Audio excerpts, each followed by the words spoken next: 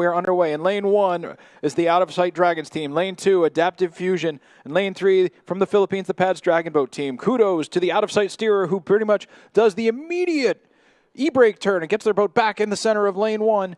But the Pads team, look at that nose up in the air. Look, the drummer's seat, the bow underneath her isn't even touching the water. That's exactly what she we saw is earlier. a foot and a half out of the water and just must feel like she's on a ride at Disney World at this point. And she has got a view that every drummer in this regatta wants. She is looking at the rest of the field as Pads Dragon Boat Racing Team in lane 3 has just put a full boat length on everyone, and there is no let up in this crew. This is round 3 of 3, and they are going out to make a statement out of lane 3 from the Philippines. They've been world champions before, and it looks like they're probably going to seal the deal definitively again. Pads Dragon Boat out of the Philippines takes the heat. Adaptive Fusion comes across in second. And despite the difficult start, Out of Sight Dragons will come across the line to round out their final round of racing. And the white flag goes up from the race official. It looks like a clean race.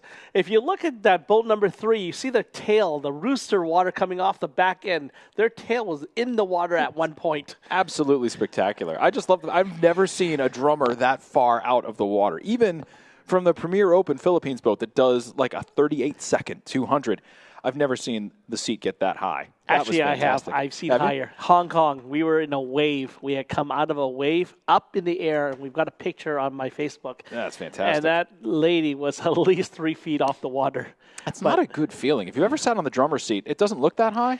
You should try it. That is actually one position I have never done, and I refuse to do a drumming roll. I've sat there for practice, and honestly, I was losing way more energy just trying to hang on and keep my balance. Forget trying to make calls and look at strategy and look at where we are.